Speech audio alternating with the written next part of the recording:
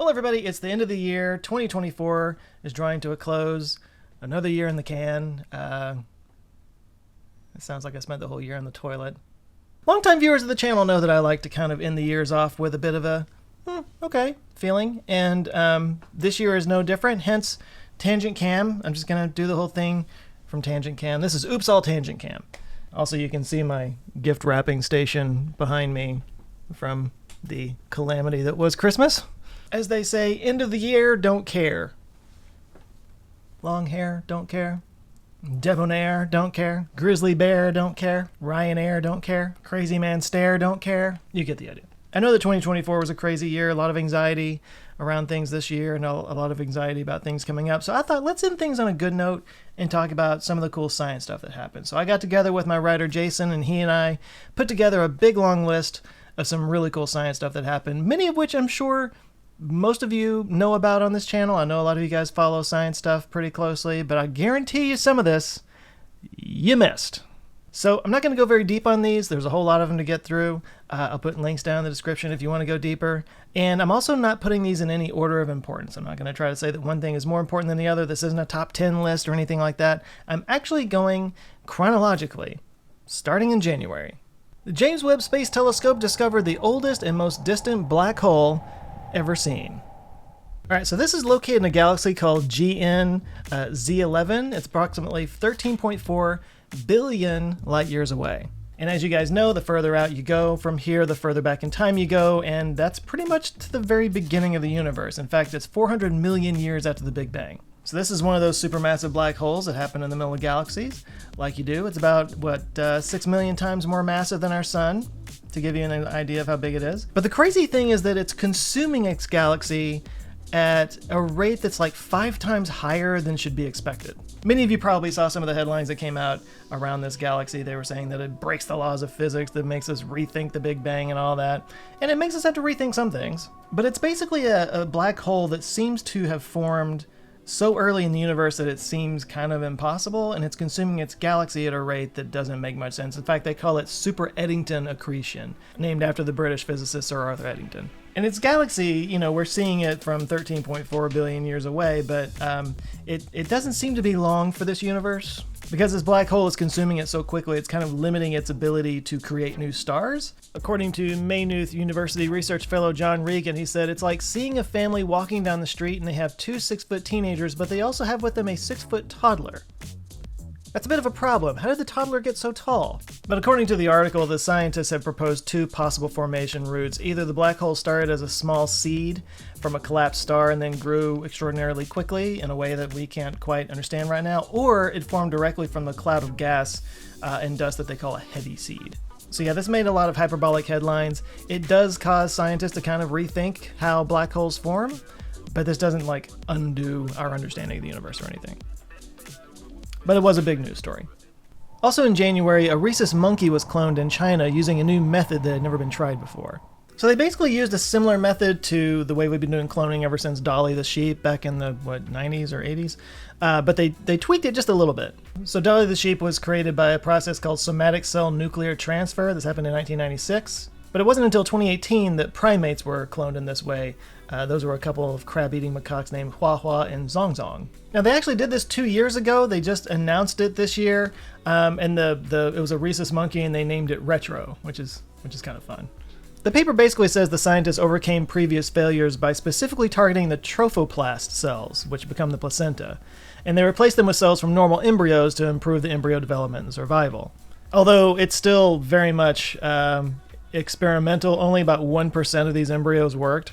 Actually, only 1 monkey out of 113 initial embryos survived. So the big problem that they've had with cloning in the past was that the placental cells turned out abnormal, because I guess it's kind of almost harder to make placental cells than the embryo that the placenta holds. So it says the innovation wasn't in providing better cloned cells, it was providing a better structure for those cells to survive in. Needless to say, though, this is not remotely ready for human trials. We're not going to be cloning humans anytime soon. There's still a lot of ethical stuff to overcome, even with just cloning monkeys. But it was an advancement anyway.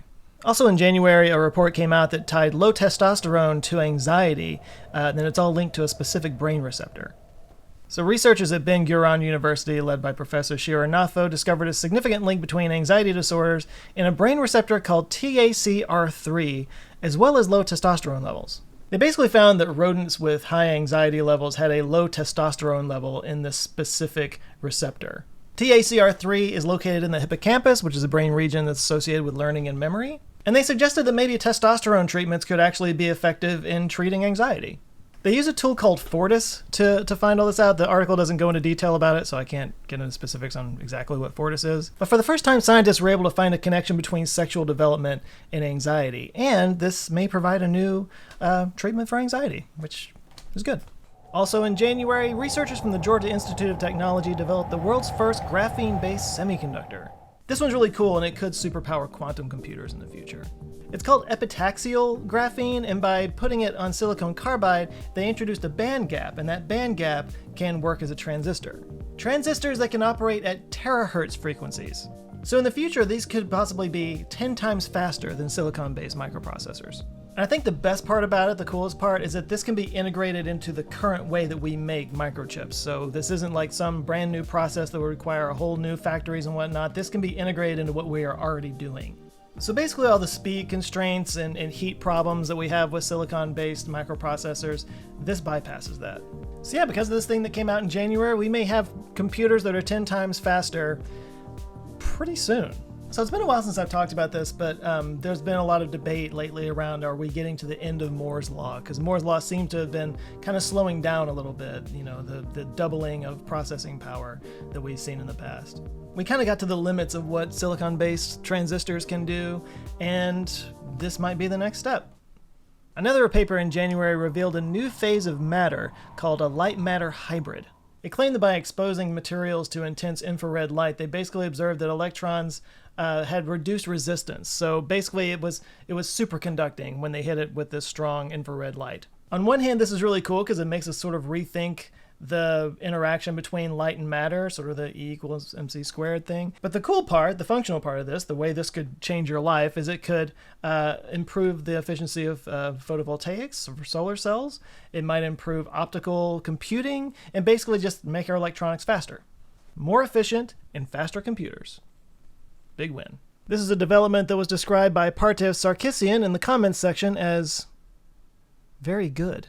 January also saw the last flight of the Mars Ingenuity copter. So before we talk about how sad it is that Ingenuity crashed and was not able to fly anymore, let's just appreciate the fact that I think it was only supposed to have like 5 or 10 flights, and it got instead 72 flights. It's a badass little copter. But it did crash in January, and they were able to discern a little bit later on what happened. Basically, it has a vision-only navigation system. They needed that because the time difference between Mars and Earth, and even between Ingenuity and the Mars rover, just didn't allow for it to be controlled manually. But while flying over Jezero Crater, it kind of encountered a pretty featureless terrain, so that there was nothing for that vision to lock onto, and it kind of wound up going sideways and crashed. So here in this picture you can see its broken rotor blade, which is why it can't fly anymore. But Ingenuity is a little copter that could. It's still operating, by the way. It just can't fly. It's still taking like weather and avionics data that it transmits to the rover. So we're still getting information from it. It's just not going to fly anymore. But obviously it was an incredible achievement and will lead to future copters that are going to be flying, possibly on Titan in the future. And definitely there's some new ones that they're working on for Mars as well. Godspeed, Ingenuity. Also in January was a big month, scientists found either the lightest black hole or the heaviest neutron star in the Milky Way. So I remember when I interviewed Dr. Becky Smethurst a couple years ago, we talked about, I had asked her what was the limit, the physical limit between a neutron star and a black hole, like how big does it need to be before it collapses? And apparently that is not a known thing. And she joked that maybe we should name it after ourselves. But this particular object that they found is 40,000 light years away. It seems to sort of bridge what they call the mass gap between neutron stars and black holes. So it's a bit of a mystery. This was discovered by the University of Manchester and the Max Planck Institute for Radio Astronomy. And it was made using the Meerkat radio telescope. So it turns out it's rotating around a millisecond pulsar. and it was the effect, the gravitational effect of this object on the pulsar, which is what made them find it. So yeah, they either found the heaviest neutron star or the lightest black hole, or a new class of star that's somewhere in between. The mystery deepens. Also in January, a European mission was approved to detect cosmic ripples and gravitational waves. So this one I'm really excited about. So it wasn't even that long ago. Do you remember LIGO, the gravitational observatory that found gravitational waves for the first time? Well, like right after that, people started talking about making plans for doing a similar thing in space, so that instead of having maybe just, a few kilometers of measurement accuracy to look at, this would be over like hundreds of thousands of kilometers and be able to detect even smaller and more accurate gravitational waves. And it has not happened yet, but regulatory approval was given in January this year, so we are actually going to see this happen, and it's super exciting. This one is called the LISA mission for Laser Interferometer Space Antenna. It'll consist of 3 spacecraft positioned 2.5 million kilometers apart. I said 100,000. I was way off. Forming a triangular pattern in space to measure these at an even more accurate level. The budget is estimated to be at 1.75 billion euro, and it's going to have contributions from ESA member states and significant contributions from NASA. They're expecting to launch around 2035, so we got a little bit of time on this, but I'm super excited about it. I'm glad that these things are moving forward. Also in January, a cool exoplanet that's called a super-Earth was found in the habitable zone of its star. Guys, we're still in January. But just barely. On January 31st, NASA announced the discovery of TOI-715b, which is a super-Earth exoplanet about 137 light-years away. This was done by an international team of scientists led by Georgina Dransfield of the University of Birmingham. This was also discovered with TESS, like I was talking about earlier. This one is 1.5 times the size of Earth, which is insanely close to our size. Even more exciting, it's in an area of its orbit that might have the right conditions for liquid water to form. And there's evidence suggesting there might be a second planet in that same system that's also Earth-like, also in the same habitable zone. So this was discovered by TESS again, but now they're talking about maybe training JWST on it and seeing if they could get some atmospheric conditions and get some more information. And last but not least, in January, the Axiom Mission 3 launched to the International Space Station. Axiom is an exciting company to watch. They're one of the companies that's working on private space stations that could be going up. Their plan is to fly up some modules, attach them to the International Space Station, and eventually detach it and have it be its own space station out there doing its own thing in space. It could be for scientific purposes, but also as sort of like a space tourism kind of thing.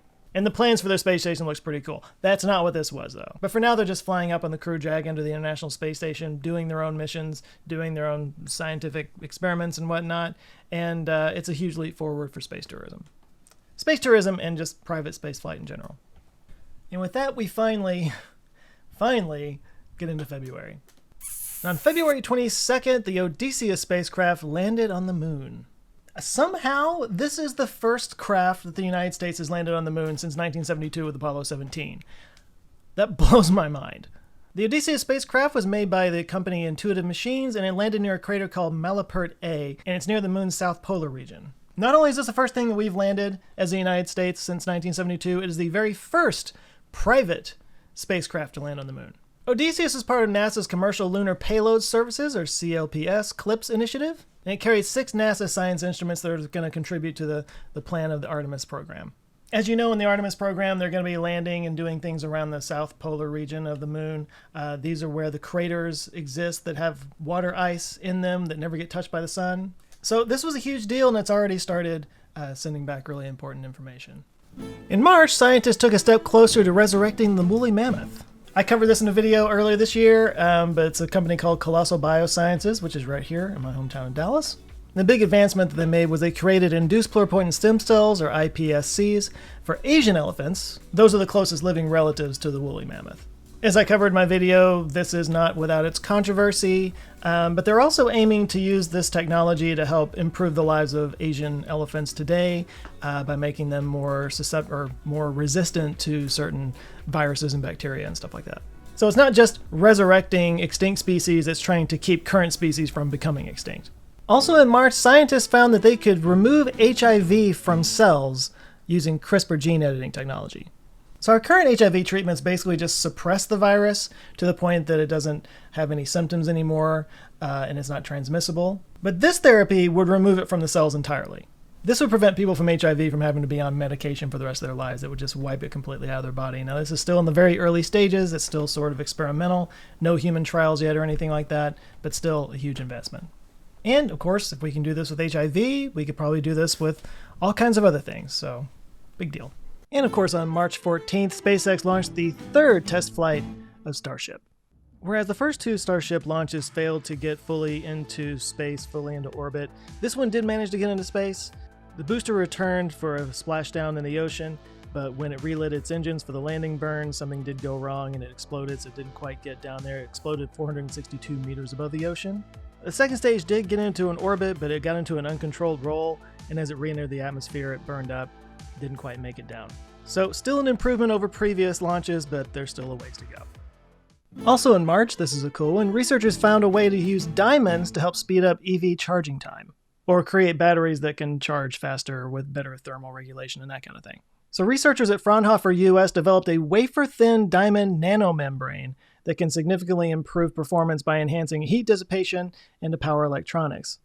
The membranes are thinner than human hair and offer up to 10 times better heat reduction than current solutions. According to the paper, the diamond's thermal conductivity is 4 to 5 times higher than copper, making it ideal for cooling power electronics and EVs and other charging systems. So this is another one of those, I'm always reporting on new battery technologies and updates and stuff. It's always stuff that happens in a lab. We'll see if this ever becomes available for us in the real world. I've become a little jaded at this point, but new advancements are always cool. So I guess we should celebrate that. I mean, yeah, if you could have EVs that charge 5 times faster, that'd be a game changer. All right, moving into April, NASA selected 3 companies to advance moon mobility for Artemis missions. In other words, next-generation lunar rovers. The companies that they picked include Intuitive Machines, Lunar Outpost, and Venturi Astrolab. So these are unpressurized rovers, kind of like what they had in the Apollo years, but obviously very next generation. They do plan on making a pressurized rover at some point, but I don't believe that is part of this selection. This is, of course, part of the Artemis program. More to come as this develops. In May, Google released DeepMind AlphaFold 3, which could help find cures for a lot of new diseases. This is an AI program. It's obviously a new version of AlphaFold 2, which came out in previous years. AlphaFold 3 works by predicting interactions between proteins and other molecules, including DNA, RNA, and potential drug compounds. The first generation of AlphaFold, by the way, did win a Nobel Prize in chemistry. So look, to me, this is what AI is for, right? It's not for generating pictures of Jesus, shrimp, and stuff like that. We can do really cool things with AI, and this is a perfect example of it. According to one of the people who won that Nobel Prize, a guy named John Jumper, he said, quote, AlphaFold 2 was a story about proteins. AlphaFold 3 is about how proteins talk to everything else. More medical news from May, a custom prostate cancer treatment was developed. This is from a medical software company called Artera. They developed a multimodal artificial intelligence platform designed to create personalized treatment plans for prostate cancer patients. I say the system leverages large data sets of patient records and biopsy images to inform treatment recommendations. It's meant to cut down on undertreatment and overtreatment. Because overtreatment is a problem. It can lead to all kinds of unnecessary side effects. So this is a data-driven approach that is currently being worked on with prostate cancer, but this could be applied to all kinds of cancer in the future. By the way, this is actually so effective that the National Comprehensive Cancer Network now recommends this platform as the official standard of care for prostate cancer. Also in May, China's Chang-e 6 mission landed on the far side of the moon and returned samples to Earth. So not only was this the first time anybody landed anything on the far side of the moon, but the return to Earth mission was the first time I believe that's ever happened, from the far side anyway. So this was a big win for China, but it wasn't just them. It was an international collaboration with France, Italy, Pakistan, and the ESA. And by comparing the rocks from the far side to the near side, they get a better idea of compositionally how the moon was created, and it's just really cool. They actually returned 2 kilograms of lunar material from both the surface and the subsurface layers, which gives us more information. And another cool thing about it was that they relied on a lunar communication satellite called the Kikiao-2 relay satellite, which is obviously necessary if they're on the far side of the moon if they're going to communicate. So sort of having almost like a Starlink around the moon. Building something like that is absolutely going to be necessary as we begin to colonize the moon. Also in June, after years of delays, Boeing's Starliner spacecraft finally launched astronauts for the first time to the ISS. And we all know how that went.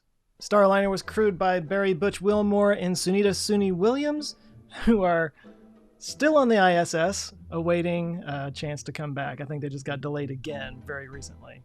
So yeah, it was originally planned to be an 8-day mission, and it turned into like an 8-month mission. Starliner has been plagued with problems for years now, and it was no surprise when it got up to the space station and they found a leak, and they ran into some problems. Some thrusters weren't working. Anyway, they had to detach. Eventually, this came way later, they had to detach it and return to Earth. The astronauts are still up there awaiting a chance to come back down. So, just to opine for a second, is this the end of Starliner? I really don't know. I still think that we need more than just one vehicle to take us to the International Space Station. So hopefully they can get the problem sorted out, but I am skeptical, as are many other people.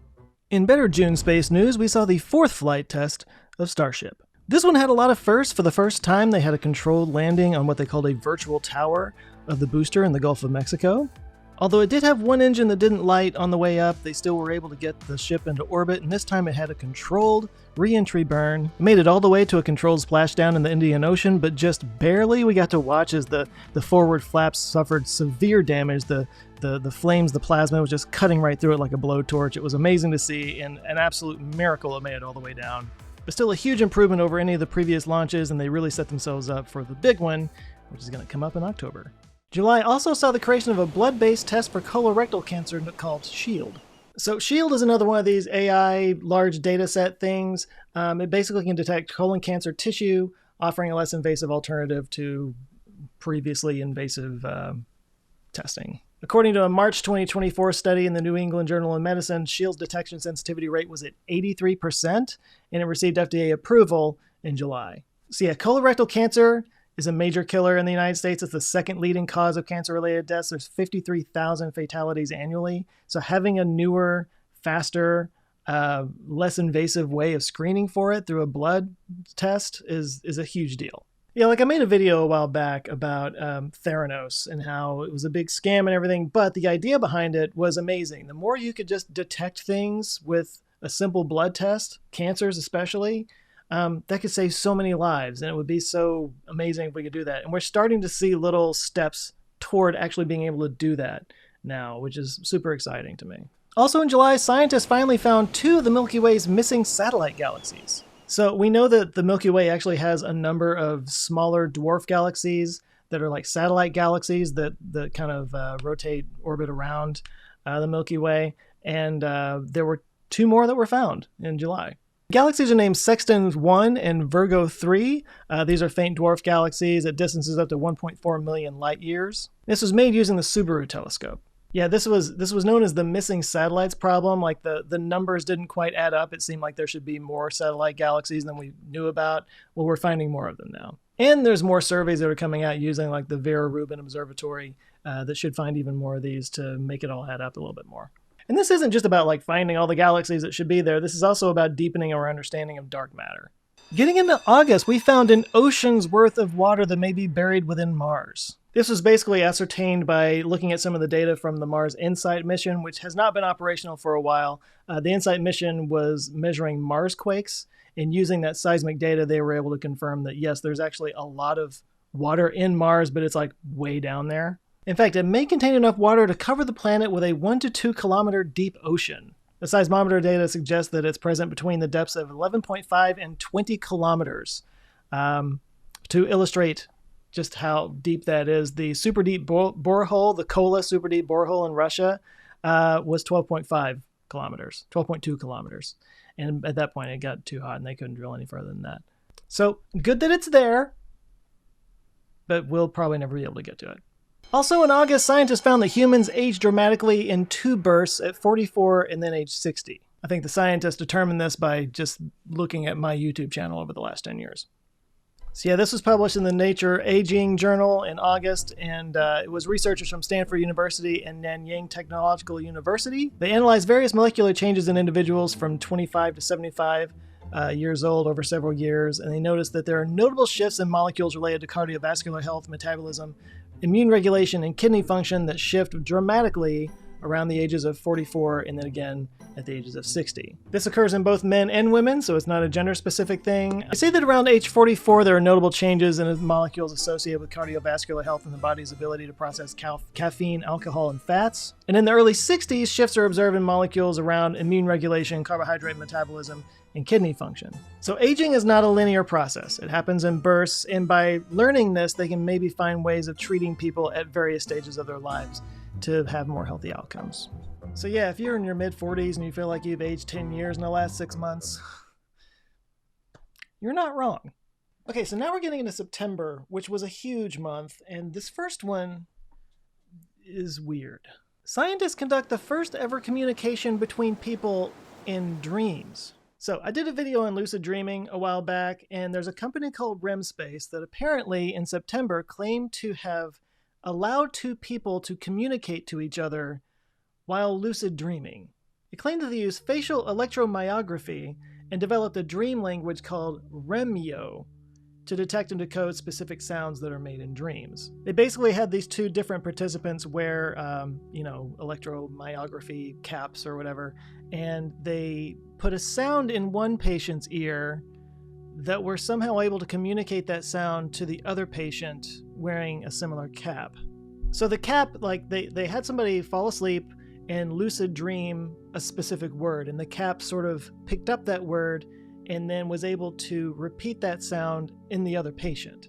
So I'll be completely honest, none of this makes sense to me. I'm putting a link down below. You can go check it out further. It seems like a little bit of a loophole in communication, but I guess it's a thing that happened.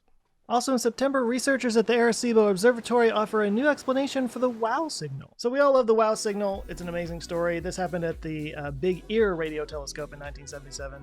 It's been speculated on what this was ever since then, and they came up with a new explanation this year. So the new hypothesis suggests that it may have been from a sudden increase in the brightness of a cold hydrogen cloud triggered by a stimulated emission from a transient source of strong radiation, such as a magnetar flare or a soft gamma repeater. So it says that between February and May of 2020, back when the Arecibo Observatory was still operating, rest in peace, they detected a similar narrowband signal through the hydrogen line, is what they call it.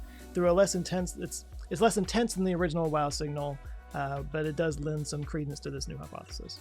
So I don't think this is meant to disprove any kind of like alien communication or anything like that, but obviously if you want to find a significant real alien communication, you've got to be able to rule out all of the alternatives, and this is just in the process of doing that. Also in September, the Polaris Dawn mission completed the first commercial spacewalk in history. This is the second Polaris mission. It went up in September 12th, commanded by Jarek Isaacman. It also had some other people on board, including Sarah Gillis. This was on a Crew Dragon capsule, and I believe this actually went up higher than people have gone in quite some time, if I'm not mistaken, at 700 kilometers above Earth. So they conducted an EVA, extravehicular activity, if I can get that out right. And this wasn't just for show. This wasn't just a fun thing. They conducted some experiments, but mostly it was a big test for the new SpaceX EVA suits. And it wasn't just the people that like stepped outside of the capsule that this was for. They had to depressurize the entire capsule because it opened up. And this tested the spacesuits that everybody was wearing on the inside. Getting into October, scientists fully mapped a fruit fly brain for the first time. This is something that I covered in a lightning round video earlier this year, but fruit fly brains. But yeah, they fully mapped out the connectome of a fruit fly brain for the first time. This is by a group called the Flywheel Consortium. A fruit fly brain is very hard to say. It has 139,000 neurons, obviously way lower than any kind of mammal, especially humans. But by doing this, it helped create a map of the different functions of this brain, and it kind of laid a foundation for more complex mapping that could take place later on. They say that it details sophisticated behaviors including walking, flying, learning, memory, navigation, and social interactions. They also identified a network of hub neurons that may accelerate information processing. So this is one of those very early steps when it comes to like mapping neurological connectomes, but it's a big one. According to a co-leader of the study, the Princeton University professor Sebastian Sung, you might be asking why we should care about the brain of a fruit fly. My simple answer is that if we can truly understand how any brain functions, it's bound to tell us something about all brains. Also in October, researchers developed artificial plants that purify indoor air and generate electricity. This was done at Binghamton University by Professor Sean Choi and PhD student Mariam Rezai. I think I'm saying that right? They basically created artificial plants that operate off of photosynthetic bacteria. They reduced the amount of CO2 in the atmosphere, in the room anyway, by 90%, which is way better than natural plants, which only do about 10%. So that's a 90% reduction in carbon dioxide levels. It reduces the carbon dioxide, it produces oxygen, and it produces a tiny amount, 140 microwatts of electricity. So these are early prototypes that are working. They hope to maybe and eventually use different sorts of bacteria and refine it, maybe make bigger models that can create electricity, maybe in the milliwatts category, still very small, but possibly enough that they could save up in batteries over time that could be useful in some way around the house. With us all being in our homes more than we ever have before, or in recent memory anyway, this can help to purify the air, reduce respiratory problems, but also, if this is being able to be done on a wide scale, possibly even help, with the carbon problem in the air. But that's way down the line in the future, but this is still a huge breakthrough. Also in October, this is kind of fun, mathematicians disprove the infinite monkey theorem. So you always hear that term that if you have an infinite number of monkeys, eventually they would type out the entire works of Shakespeare, just kind of one of those plays on infinity. Well, in October, some mathematicians from the University of Technology, Sydney, critically looked at this whole idea, did the math, and found that the universe is far too young for that to have ever possibly happened. They found that the likelihood of a chimpanzee randomly typing the word bananas within its lifetime is only about 5%. So it says, reproducing all 885,000 words of Shakespeare's works by chance is so improbable that it exceeds the total number of atoms in the observable universe. So the infinite monkey theorem is just, again, it's just sort of a fun way to talk about infinity and what the consequences of infinity might imply. But, we do live in a finite universe, so it's kind of impractical in that sense. This is a fun little thing, but it was worth talking about, I guess. Also in October, they developed a blood test for Alzheimer's. I mentioned the blood test for colorectal cancer earlier. They also have one for Alzheimer's that got developed. The company is called AlzPath. It's a biotechnology company. It's a blood test for detecting p-tau 217, which is a biomarker associated with early neurodegeneration in Alzheimer's patients. So the thing that I've talked about with Alzheimer's in the past is that it's one of those diseases that, like, by the time you start to show the symptoms, the damage has kind of already been done and it's kind of already too late. Being able to detect it super early through blood tests is a huge, huge deal. So not only is this early and somewhat accurate, it's also less invasive than collecting spinal fluid, which they normally need to do. It's also less costly than a PET scan. And it did receive the FDA's breakthrough device designation. So we hopefully will be seeing this rolling out so that we can take advantage of it pretty soon. Also in October, we had an announcement of a 25-year mechanical battery. So this is from a company called Taurus Nova Spin, and this is Flywheel technology. So we got all these different ways of storing electricity from renewable energy and whatnot. Flywheel technology basically stores the energy in moving, spinning flywheels that uses that momentum that you can later extract from and use it like a battery. Well, the Taurus Nova Spin is constructed from 95% recycled materials and uses grid power or solar energy to maintain a continuously spinning motor within a unit approximately the size of a dishwasher. It costs $85,000 and it's supposed to last for 25 years. And there's a company called the Gardner Group, that's a real estate firm in Utah. They're going to start using these in some of their buildings. This is really cool technology, a really good new way of storing energy, and hopefully this opens the doors for more flywheel technology. Also in October, scientists discovered a planet orbiting the closest single star to our sun. This is actually a sub-Earth mass planet, so it's actually a little bit smaller than planet Earth. And it's orbiting Barnard's star, which is only 6 light years away. It's been designated Barnard B. It's supposed to be about half the size of Venus and completes an orbit in just about 3 days. This is not likely to be anything that's going to host life. Unfortunately, it's way too hot to support liquid water because it orbits so close to its star. And there are observations that suggest that there might be more planets around this star, but they have not actually been observed yet. Or confirmed, I should say.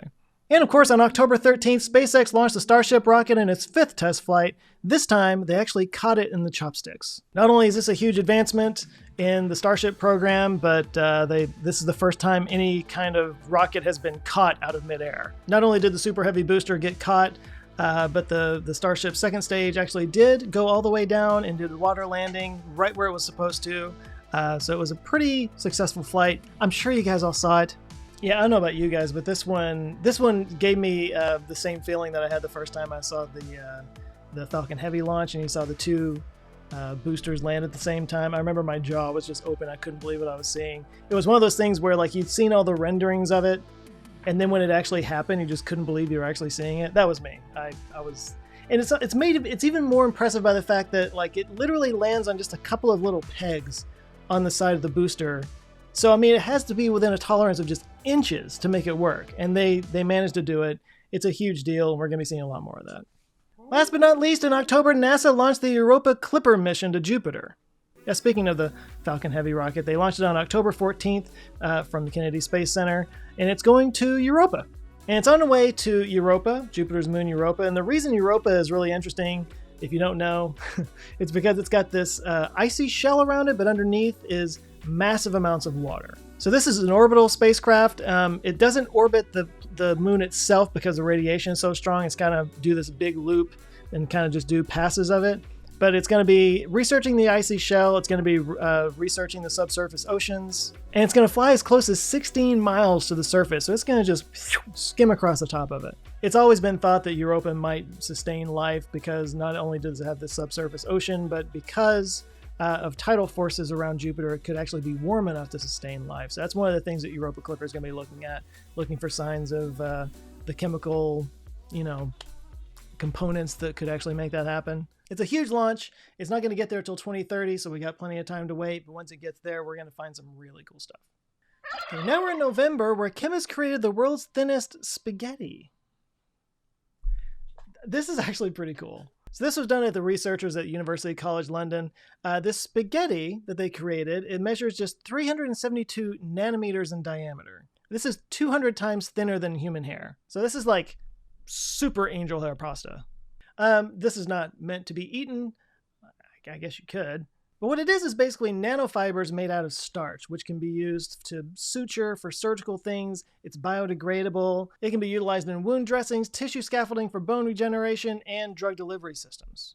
They did this through a process that they call electrospinning. This is different from electroswing. They say where an electric charge pulls threads of a flour and liquid mixture through a needle. So basically they found a way to spin dough into literally nanometer width strings that they can use for surgical stuff. It's amazing. Of course, there's a lot of study that needs to be done with this in terms of how it interacts with cells and how we can do this in a mass scale sustainably. Also in November, astronomers take the first close-up picture of a star outside our galaxy. The star is called WOH G64. It's a red supergiant in the Large Magellanic Cloud. It's 160,000 light years from Earth. And it was done using the gravity instrument on the European Southern Observatory's Very Large Telescope Interferometer in Chile.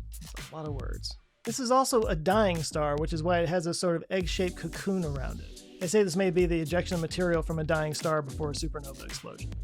Normally we don't get to see stars actually go through their life cycle, so this is kind of a rare opportunity to see that. And if we're lucky, maybe we'll get to see it go boom. And of course on November 19th, we got the 6th flight test of Starship from Starbase in Texas. I don't want to say this one was a letdown, but they were not able to catch the booster like they did on the 5th flight test. There was a communication error as it was coming back down. They deemed it too dangerous to give it a try. But it's funny how quickly we get to expect amazing things to happen. They caught the last one and they didn't do this one. But again, the second stage did a controlled splashdown in the Indian Ocean, did it perfectly. I think a big test on this one was the heat shield on the re-entry, which seemed to perform a lot better than the previous ones. They're still working on that. And this was also the first time that Starship's landing in the Indian Ocean actually happened during daylight hours, so we got to actually see it come down. There was some pretty amazing footage of it, actually. This was also the last of that current generation of Starships. There's some really big advancements that they made in the next one that they're going to be launching, again, maybe in February, so it'll be exciting to see what capabilities it has when it goes out. Also in November, global EV sales hit a third consecutive record high. It was a 32% year-on-year increase, totaling 1.83 million cars sold. I have to say, this is confusing to me because I just keep seeing all these articles saying that EVs are dying and that the whole thing is falling apart, and yet we're getting record sales. So China accounted for nearly 70% of the global EV sales, with a 50% increase to 1.27 million vehicles. While in Europe, there was a marginal decline from 7.7 increase in October. And in North America, it went up by 16.8%. So China's leading the way here, but it seems to be going up all over. I know in, I think Norway, there's like 94% of new car sales are EVs. Again, this is one of those things that when I started this channel 10 years ago, EVs were still such a niche thing. and to see them becoming so much more mainstream in this time. It's exciting to me. All right, now we're in December, where the Artemis Accords reached 50 signatories. Yeah, Panama and Austria signed on to the Artemis Accords. If you don't know what the Artemis Accords are, it's basically sort of a plan going forward with how we're going to colonize and mine and explore and commercialize the moon. It's kind of like laying the groundwork and the legal framing for how we're going to move forward with not just traveling to the moon, but to Mars and beyond. All right, we're getting to the end here. In December, Stellantis collaborated with Zeta Energy on some lithium-sulfur battery technology. So yeah, Stellantis is the umbrella company that covers all the brands like Chrysler, Dodge, Ram, Jeep, Fiat, Maserati. There's plenty of others under there. They started working with this company called Zeta to work on lithium-sulfur batteries. I've covered, battery technology over the years, and one of the big problems with the lithium-ion batteries that we use in EVs and whatnot is it uses a lot of cobalt, a lot of other rare earth minerals, environmentally destructive, difficult to reprocess and recycle and whatnot. Well, lithium sulfur batteries help solve a lot of those problems. Plus, they have higher performance in a lot of ways. For example, the ones under development would improve fast charging speeds by up to 50%, and they're cheaper. They're expected to cost less than half the price per kilowatt hour compared to existing lithium-ion batteries. Also, it reduces the amount of emissions made in the process of manufacturing these batteries. Yeah, it says right here, by using widely available sulfur, a byproduct of various industries, the lithium-sulfur batteries are not only more affordable, but also reduce supply chain risk. The batteries do not require cobalt, graphite, manganese, or nickel, further enhancing the sustainability and the cost-effectiveness of production process. Now, none of this is supposed to go into production until 2030, so we got a little bit of time before this happens, but hey, cheaper, more sustainable, faster charging batteries. Sounds like a win-win-win to me. So that was a lot of great science stuff that happened in 2024. One last thing that I might talk about, this just happened in December. I did reference it earlier, but yeah, Jarek Isaacman, who is a billionaire and the guy behind the Polaris missions, he got tapped by Trump to possibly be the head of NASA. Now, I'm honestly of two minds over this. He's clearly very pro-space. I think he would be a great cheerleader for NASA, which is a big part of the NASA administrator's job. And he's run a billion-dollar company, so he knows how to manage a large organization. But he's also clearly in cahoots with Elon, which is obviously why he got picked. And do we really need another billionaire in the cabinet? He's also got the world's largest private air force, which is kind of a bonkers thing that exists. The point is, I can see that there's more than one side to this, which is why I've been reading up on this on Ground News, who's the sponsor of today's video.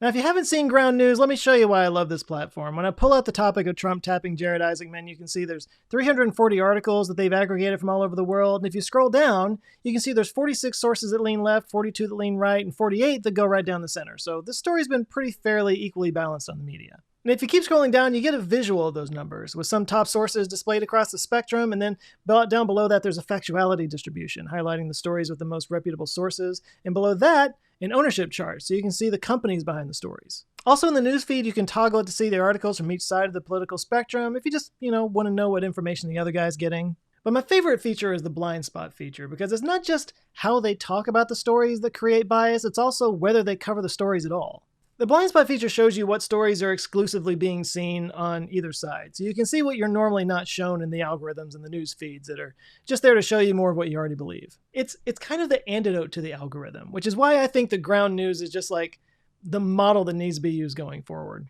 As I've heard said before, we're drowning in information but thirsty for knowledge and wisdom. And I think that's what's great about Ground News. It gives you more information about your information so you can have a better understanding of the world. And right now, you can get 50% off your subscription if you go to ground.news/Joe Scott, or just scan the QR code right here on screen. But you better hurry. This is a holiday-only special. It's not going to last very long, so go get it. Get it and be smarter about your news in 2025. So guys, that's it. That is a wrap on 2024. And before I go into my normal close, I just want to say all of you guys who have stuck around this year and been supportive of this channel, I love you all so much. Thank you so much. It's been a great year for me and a great year for the channel. And I've got some really big things coming, hopefully in the next couple of months of 2025. I'm super excited to show it to you guys, and I won't be able to stop talking about it once it comes out. But if you're new here, this is not the kind of thing that I normally do. I normally do deeper dives on topics, but you can maybe look at this video right here. Google thinks that you'll like that one. Am I looking in the right place? I think it's over here. Look here. You can watch that one or watch any of the others that might pop up on your news feed. If you enjoy them, and I hope you do, I invite you to subscribe. I come back with videos every Monday. But I'm going to wrap this up. Thanks again for watching, you guys, and being so supportive of this channel over the years. I hope you have a great and wonderful 2025, or as best as you can. But as I always say, thanks a lot for watching. You guys go out there, have an eye-opening 2025, stay safe, and I'll see you in the other camera in January. Love you guys. Take care.